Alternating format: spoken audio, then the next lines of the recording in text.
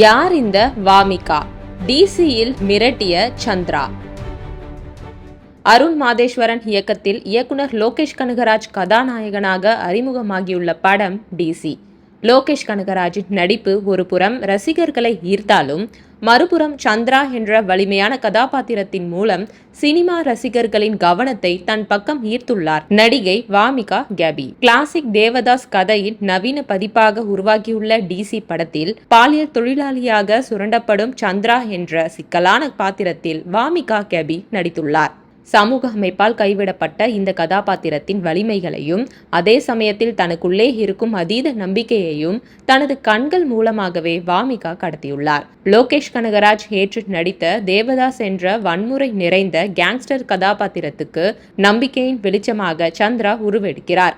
இவர்கள் இருவருக்கும் இடையே உள்ள பிணைப்பு மற்றும் உணர்வு பூர்வமான காட்சிகள் திரையில் மிகவும் நுட்பமாக வெளிப்பட்டு படத்தின் கனத்தை ரசிகர்களுக்கு உணர்த்துகின்றன. சஞ்சனா கிருஷ்ணமூர்த்தி நடித்த பார்வதி கதாபாத்திரம் தேவதாசின் கடந்த கால உறவை வெளிப்படுத்த துன்பங்களை சந்தித்தும் வாழ துடிக்கும் சந்திரா கதாபாத்திரம் தேவதாசுக்கு ஒரு புதிய வாழ்க்கை பாதையை காட்டுகிறது. சண்டிகரில் 1993 பிறந்த வாமிகா இளம் வயதிலேயே கலைத்துறையில் தனது கால் பதிக்க தொடங்கினார். இம்தியாஸ் அலி இயக்கத்தில் வெளியான ஜாப் வி மேட் இந்தி படத்தில் சிறிய வேடத்தில் திரையில் தோன்றிய அவர் தொடர்ந்து லவ் ஹாஜ் கால், மாப்சம் உள்ளிட்ட படங்களில் சின்ன சின்ன வேடங்களில் நடித்தார். பின்னர் 2013 16 என்ற திரைப்படத்தின் மூலம் கதாநாயகியாக அறிமுகமானார். தொடர்ந்து பஞ்சாபி திரையுலகில் கவனம் செலுத்தி தூ மேரா 22, மே தேரா 22 போன்ற வெற்றி படங்கள் மூலம் முன்னணி நடிகையாக உயர்ந்தார். பின்னர் மலையாளத்தில் டொவினோ தாமஸுடன் இணைந்து அவர் நடித்த கோதா திரைப்படம் மாபெரும் வெற்றி பெற்று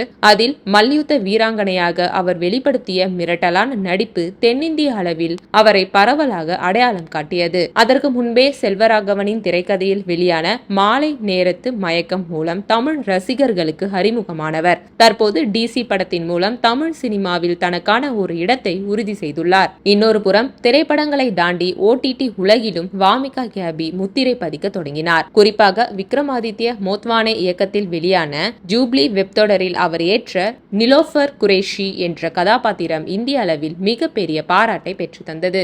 1950களின் இந்தி திரையுலக பின்னணியில் அமைந்த அந்த தொடரில் வறுமையில் வாடும் ஒரு சாதாரண பெண்ணாக தொடங்கி தனது லட்சிய கனவுகளுக்காக போராடி இறுதியில் முன்னணி திரை நட்சத்திரமாக உருவெடுக்கும் நிலோஃபரின் வளர்ச்சியை வாமிகா பிரமிப்பூட்டும் வகையில் நடித்திருப்பார். திரைத்துறையின் நிழல், உலக போராட்டங்கள், தனக்கான அங்கீகாரத்துக்கான தேடல் என பல்வேறு பரிமாணங்களை கொண்ட அந்த பாத்திரத்தை நேர்த்தியாக கையாண்ட விதம் வியப்பில் ஆழ்த்தியது. கிரஹன் தொடரில் மனு என்ற பாத்திரத்திலும் விஷால் பரத்வாஜின் குஃப்யா திரைப்படத்தில் ஒரு மாறுபட்ட கதாபாத்திரத்திலும் நடித்து தனது பன்முக திறமையை அவர் நிரூபித்தார். தமிழில் அமேசான் பிரைமில் வெளியான மார்டன் லவ் தொடரில் தியாகராஜன் குமாரராஜா இயக்கிய நினைவோ ஒரு பறவை என்ற எபிசோடில் வித்தியாசமான நடிப்பை தந்திருந்தார். ஒரே விதமான வணிக சட்டகத்துக்குள் சிக்கி கொள்ளாமல் வெவ்வேறு மொழிகள் மற்றும் கலாச்சார பின்னணி கொண்ட கதைகளை தேர்ந்தெடுத்து நடிப்பதில் வாமிகா காட்டும் ஆர்வம் அவரை சமீபத்திய நடிகைகளில் தனித்து காட்டுகிறது.